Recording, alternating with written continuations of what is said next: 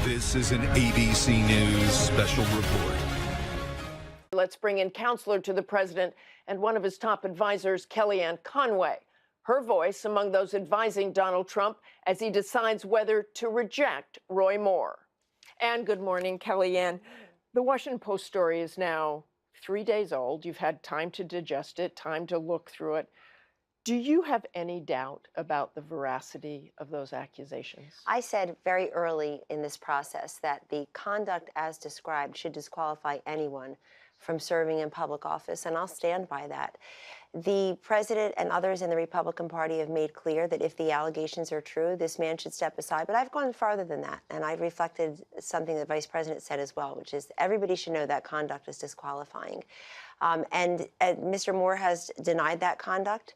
I think you've got other people out there talking about what did or did not happen many years ago. But that goes back to that if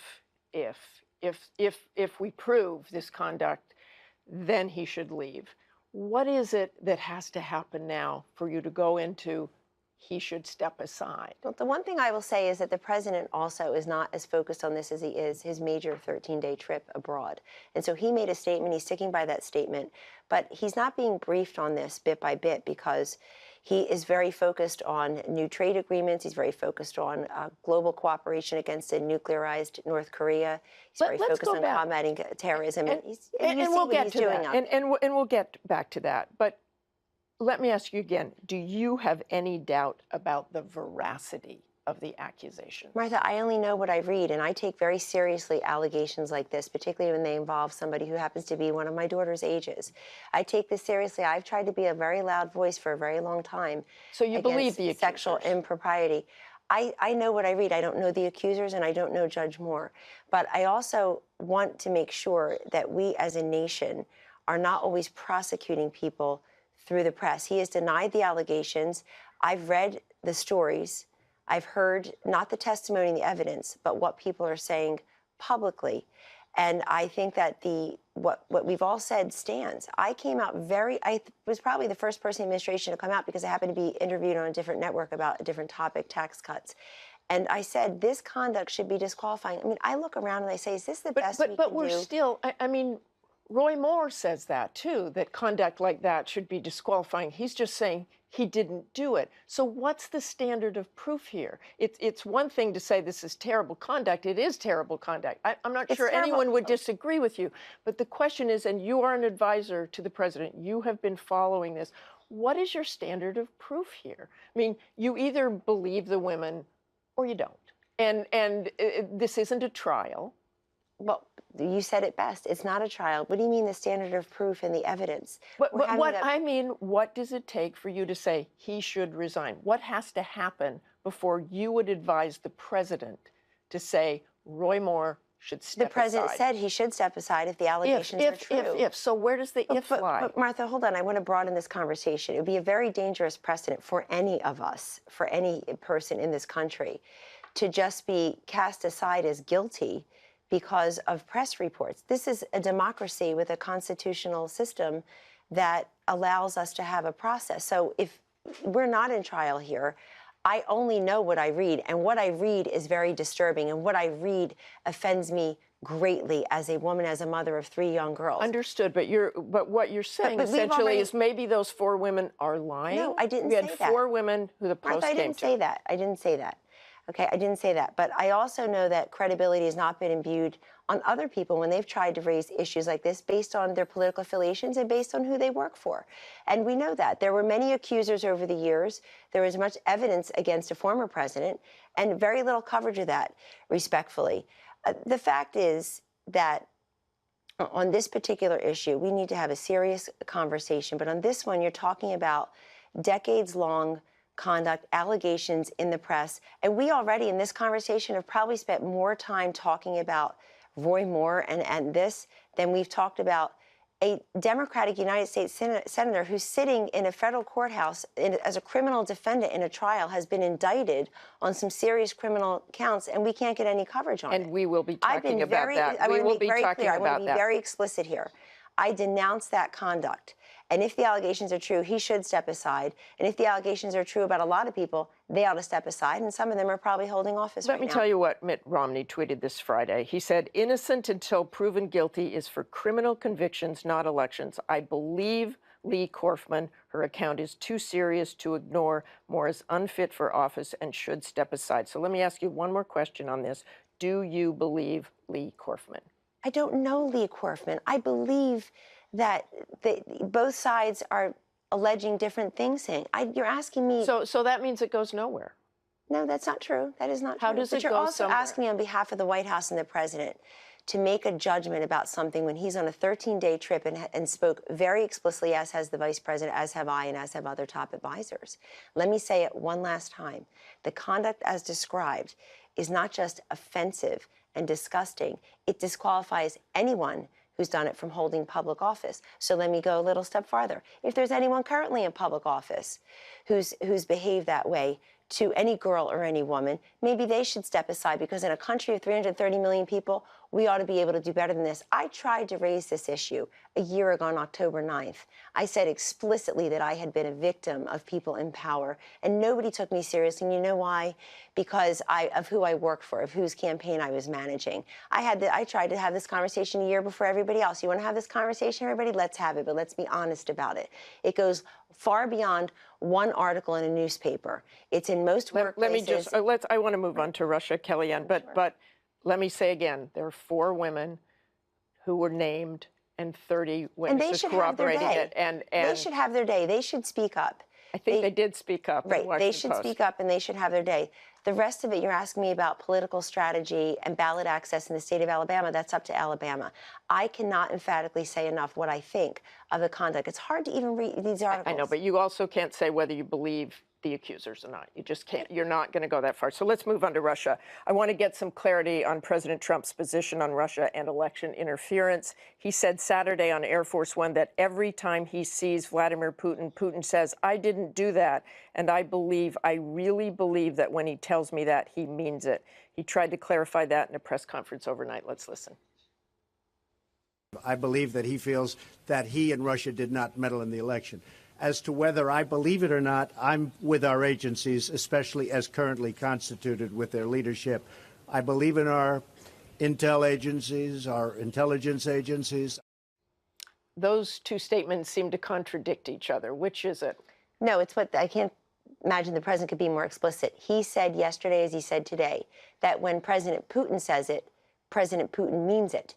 He means that they didn't interfere in the election. What the president said so is he that thinks he's just delusional, President Putin? No, he didn't use that word. He said that President Putin believes it. What the president believes is what's most important here. He believes the assessment of the intelligence communities, and he stands by that. He's very respectful of that. Director Pompeo of the CIA said the same thing.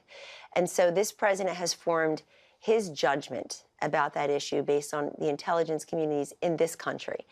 And he also, the president is not the chairman of the Board of Elections in this country. He's the president of the United States. He wants to deal with President Putin and other world leaders, as he is for 2 weeks right now, Martha, on major issues like global security, on trade, perhaps, in other countries, on combating ISIS, on a nuclearized North Korea. Most Americans watching this show and everywhere in this country right now appreciate having a strong leader who's willing to take his counsel from along with the international community and put the case right to North Korea and say to Putin and say to Xi and say to Abiy and say to others, Moon, join with us in making sure the nuclearized North Korea. Let's talk about what contained. else he said about North Korea. President Trump tweeted this yesterday from Vietnam. "Why would Kim Jong-un insult me by calling me old when I would never call him short and fat," which is apparently trending on Twitter right now. "Oh, well, I tried so hard to be his friend." And maybe someday that will happen. How is that helpful? I think the whole trip is very helpful. I believe that you have to ask the leader of North Korea. How is that helpful? Martha, what's helpful in full context is a 13-day trip where the president is very focused on global security and combating terrorism, and most importantly, containing a nuclearized North Korea. North Korea is everyone's business. This man's been on the job for 9 or 10 months. We inherited a mess, including a nuclearized North Korea, including the Iran deal, including many hotspots around the globe that he is trying, when he's here at his desk and when he's abroad on these trips, he's trying to make better on behalf of everyone. And you think name calling is helpful? I Calling think somebody short and fat? I think that was the president just responding the way he does to somebody who insulted him first. But I look at the full context of his entire trip and everything that he's trying to do. I think it's been an incredibly successful and inspiring trip for those who care about North Korea not being nuclearized, for those who care about free trade in this country, for those who care about trade agreements that don't keep screwing Americans and American workers, for those who care about Syria and what happens with China. I mean, what this president's been able to do with leaders around the world, the cooperation is up. They've announced big new deals here, which affect American workers and American interests. And that plus the tax cut that we're going to get very soon, I think it's why you see the stock market and consumer confidence at all-time highs. People like what they see. Okay, thanks very much, Thank you. Kellyanne, for joining us. This is an ABC News special report. Back now with the roundtable, and Mary, I'm going to start with you and all of you. Kind of a lightning round here, but Tuesday's elections. I want your take on Tuesday's election. Was it a referendum on Donald Trump, or was it a compelling message from the Democrats? This was absolutely about Donald Trump. There's no mistaking it, especially in Virginia. When you look at the breakdown here, 1 in 3 voters in Virginia came out saying they were casting a ballot to protest the president. The Republican Ed Gillespie tried to have it both ways. He tried to appeal to the establishment. He tried to embrace Trumpism, and it backfired. But for Democrats who right now are gleeful and celebrating, looking for that anti-Trump wave, they should be cautiously optimistic. They are still going to have to give voters something to vote for. Just counting on voters coming out against Trump may not work everywhere, especially in states that aren't as left-leaning as Virginia. Pretty much on the money. Donald Trump has made the Democratic Party great again. He's unified it and given it intensity at the polls, much like Barack Obama unified and intensified the Republican Party. Ed Gillespie actually got out the Trump vote. He met all the Trump targets or exceeded them, and it still wasn't enough because he lost women in the suburbs, a huge Democratic feminist surge. And if you look ahead at 2018, those Republican districts that Hillary Clinton won, 23 of them, the House is in play. Okay, Mark, and I want to switch overseas here, and we saw the president on Russia, his comments on Putin. What do you think about what he's saying about Russia? Oh, it shows how dramatically the Republican Party has changed. Ronald Reagan, the Republican archetype, the icon of the party, his policy toward Russia was trust but verify. Donald Trump's policy seems to be trust. Hey, listen, Putin said that they didn't do it, so they didn't do it. And by trust, it's trust Putin, but not his own intelligence apparatus. You know, we just had Veterans Day where we celebrated the sacrifices of our veterans. But our intelligence community puts their lives on the line every day to throw them under the bus and call John Brennan, among others, a political hack. That's just unacceptable. Well, Putin's had that effect on a few presidents, though. Yes, he has. Very good. But nothing like that. Nothing like that. And Matt, last word. You got about 20 seconds. What grade would you give the Asia trip? So when I was in elementary school, we'd get 2 grades on each course. One was a conduct grade and one was the grade in academics. So it's conduct grade D. I mean, I think his conduct throughout the trip hasn't been helpful at all in any way in America or across the world. Incomplete on his real grade. He hasn't turned his homework in this yet. I was listening to what Kellyanne Conway said, and about what metric would you use to grade him well on this? If you used a job approval, he has the lowest job approval of any president at this point in time. And if you use the perception of other countries, he's dropped 50 points. Our country has dropped 50 points in confidence in our country since Barack Obama. Thanks very much. This is an ABC News special report. Let's get right to the news, though, and we begin with President Trump overseas. Shortly before we came on the air, the president tweeted out this picture of Air Force One after touching down in the Philippines. Before his arrival, protesters swarmed the U.S. Embassy and were repelled with water cannons. Quite a scene there. While in the Philippines, Trump is going to meet with the controversial President Rodrigo Duterte, who's accused of ordering illegal killings in that country's drug war. Trump has told Duterte he's doing, quote, an unbelievable job on the drug problem. The upcoming meeting comes on the heels of Trump walking back comments in which he seemed to side with Vladimir Putin over America's intelligence agencies about the question of Russia meddling in our elections. It also comes after President Trump ramped up his war of words with Kim Jong-un of North Korea, calling him short and fat. ABC's chief White House correspondent, John Karl, is traveling with the president this morning. John, good morning to you. Good morning, Dan, and good morning, Sarah. After saying just yesterday that the president, that he thinks that Vladimir Putin truly believes it when he denies that Russia interfered in the election, today the president said that he accepts the findings of U.S. intelligence agencies, which have concluded that Russia did meddle and that it was Vladimir Putin who ordered it.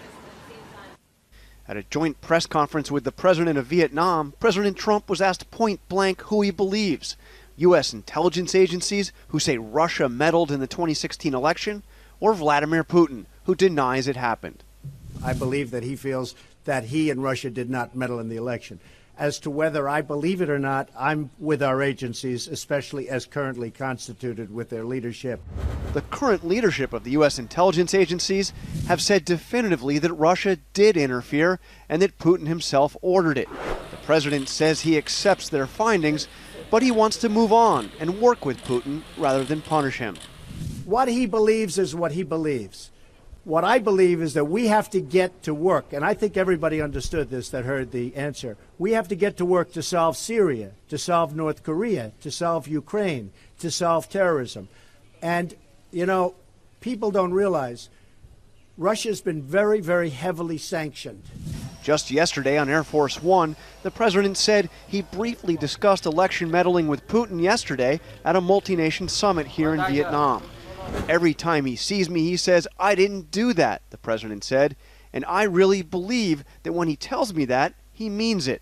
That didn't sit well with Senator John McCain, who responded, quote, "There's nothing America first about taking the word of a KGB colonel over that of the American intelligence community."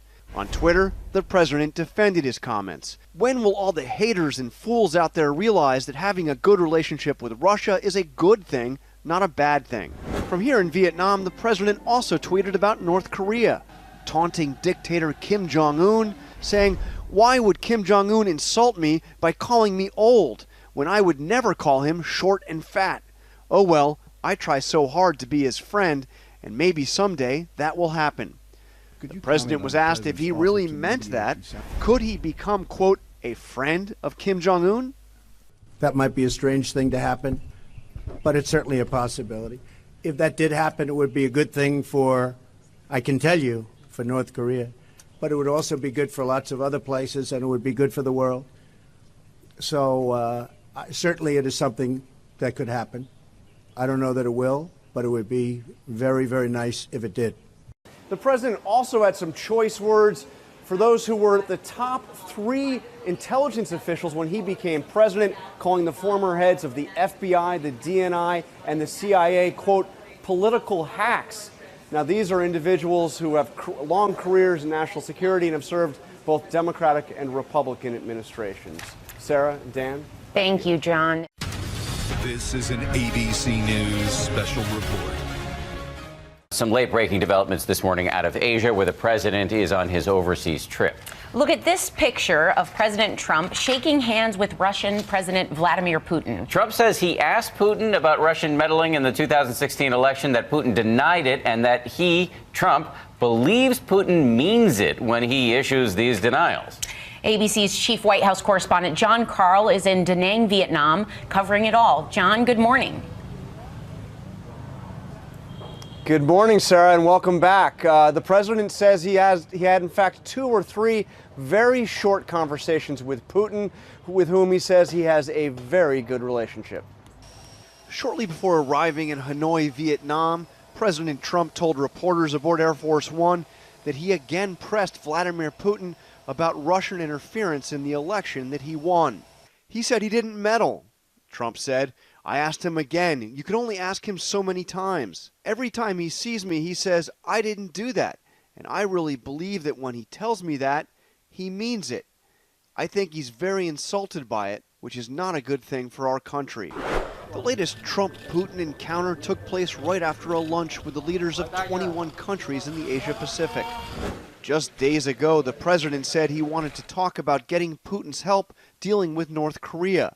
But a senior White House official tells ABC News the discussion was mostly about Syria, the two agreeing to commit to a peaceful solution to the country's civil war. Vietnam is the 4th country on President Trump's marathon first trip to Asia. He arrived talking tough on trade. We are not going to let the United States be taken advantage of anymore. I am always going to put America first, the same way that I expect all of you in this room to put your countries first. While in China, the president had nothing but warm words for China's president. My feeling toward you is an incredibly warm one. As we said, there's great chemistry. Here in Vietnam, the president announced he would no longer tolerate the kind of trade practices China has long been criticized for. We will confront the destructive practices of forcing businesses to surrender their technology to the state and forcing them into joint ventures in exchange for market access. For his part, Putin spoke to reporters after the meeting and said that he complimented Trump, saying he was, quote, a well-brought-up person, comfortable at communicating, but he said that relations between the United States and Russia are, quote, at a state of crisis. Sarah and Dan? John, thank you. This is an ABC News special report. President Trump on the last leg of his tour of Asia, facing backlash from 8,000 miles away. The president shaking hands with the controversial leader of the Philippines, President Rodrigo Duterte, accused of many human rights violations. President Trump trying to clarify his comments about Russia's meddling in the U.S. election. Whom does he believe? Vladimir Putin or America's intelligence agencies? And all of this coming as the war of words is reignited between the president and North Korea's Kim Jong-un. ABC's chief White House correspondent Jonathan Karl is traveling with the president. Protesters faced off with riot police today in Manila, carrying signs reading "Ban Trump" as water cannons blasted the crowd. It's the final stop on the president's nearly 2-week-long trip to Asia. At a gala dinner, he toasted the Philippines' hardline president Rodrigo Duterte. In Vietnam, the president met briefly with Russian President Vladimir Putin. He said among the topics they discussed was Russian meddling in the election. I believe that he feels that he and Russia did not meddle in the election. As to whether I believe it or not, I'm with our agencies, especially as currently constituted with their leadership. U.S. intelligence agencies have concluded that Russia did meddle in the 2016 election and that Putin ordered it. Earlier on Air Force One, the president describes Putin's words this way. Every time he sees me, he says, "I didn't do that." And I really believe that when he tells me that, he means it. He also called the former heads of the top 3 intelligence agencies, the CIA, the DNI, and the FBI, quote, political hacks. Today, the former director of the CIA said President Trump is giving Putin a pass. I think it demonstrates to Mr. Putin that Donald Trump can be played by foreign leaders who are going to appeal to his ego and to try to play upon his insecurities. On Twitter, the president dismissed his critics. When will all the haters and fools out there realize that having a good relationship with Russia is a good thing, not a bad thing? We have to get to work to solve Syria, to solve North Korea, to solve Ukraine, to solve terrorism. And, you know, people don't realize Russia's been very, very heavily sanctioned. He also took on North Korean dictator Kim Jong-un, tweeting, "Why would Kim Jong-un insult me by calling me old when I would never call him short and fat? Oh, well, I try so hard to be his friend. Maybe someday that will happen." The president was asked if he really thought he could become, quote, a friend of Kim Jong-un. That might be a strange thing to happen, but it's certainly a possibility. If that did happen, it would be a good thing for, I can tell you, for North Korea. But it would also be good for lots of other places, and it would be good for the world. Friends with Kim Jong-un. Okay, we'll have to see if that ever happens. Jonathan Karl joins us now from Manila, where the president is set to have his first formal meeting with President Duterte in a few hours. Human rights groups say the Philippines leader has backed the illegal killing of more than 7,000 of his own people in the country's drug war. Is that likely to come up, John? White House officials say it will come up, that the president will bring up that and other human rights issues. But they've also said that President Trump has a, quote, warm rapport with Duterte, and the president seems quite proud of his relationship with the Philippines president. So I frankly can't see this being a major topic of discussion for President Trump. Jonathan Karl leading us off tonight from the Philippines.